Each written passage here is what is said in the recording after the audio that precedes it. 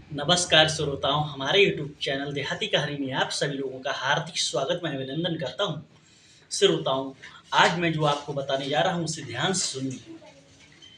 प्रेम से बोलू शारदा माता की जय, बोलू सरस्वती माता की जय।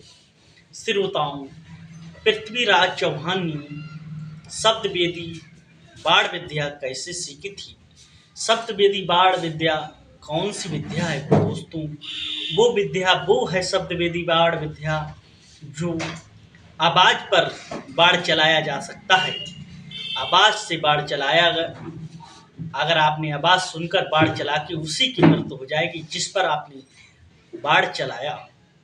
यहाँ तक कि आपको बता दें, जब मोहम्मद गौरी ने पृथ्वीराज चौहान की आंखें फोड़ दी तब पृथ्वीराज ने वो शब्द वेदी बाण का इस्तेमाल किया था, तब मोहम्मद गौरी को मारा था।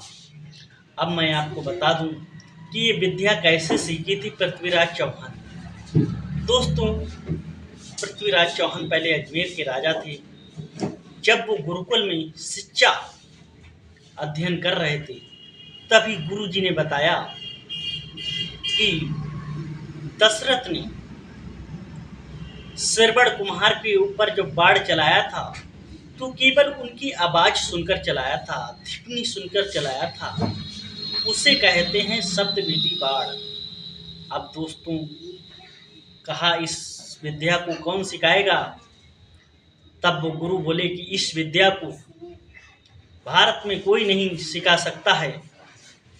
अगर जिद करने लगे, पृथ्वीराज बोले कि नहीं गुरुजी, मुझे ये विद्या सीखनी है।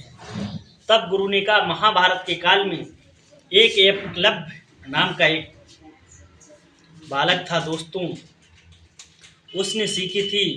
उसके वंशज जो भील हैं दोस्तों, वो मगध के जंगलों में रहते हैं।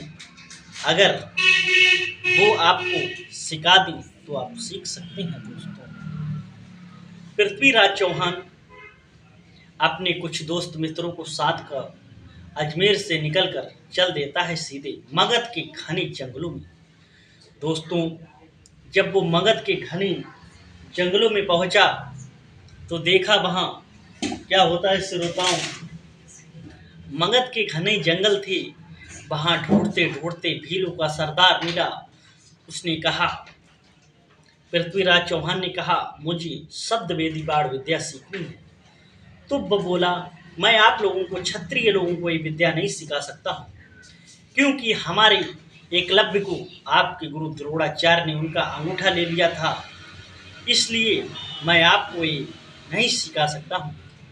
पृथ्वीराज चौहान ने बहुत ही विनती की, प्रार्थना की, तब कहा कि हाँ मैं सिखा दूंगा, लेकिन उसके बदले में मुझे अंगूठा देना पड़ेगा। क्या देना पड़ेगा? अंगूठा। दोस्तों, भीलों का सरदार बोला, क्योंकि क्षत्रिय और भीलों में, क्योंकि इनमें दोनों में दोस्तों भी कुछ कास्ट के थे, तभी नीची कास्ट के, और गुरुजी क्षत्रिय थे, क्योंकि वो कहते थे मेरे अर्जुन के अलावा कोई बाणधारी ना हो। लेकिन एकलव्य ने गुरु को सच्चे मन से मानकर रेत की प्रतिमा बनाकर उनके सामने विद्या देनी पड़ती। दोस्तों, अब उन्होंने कहा पृथ्वीराज से कि तुम्हें अपने अंगूठा का दान देना पड़ेगा। पृथ्वीराज चौहान बोले, कोई बात नहीं, मैं अपने अंगूठा का दान दे दूंगा।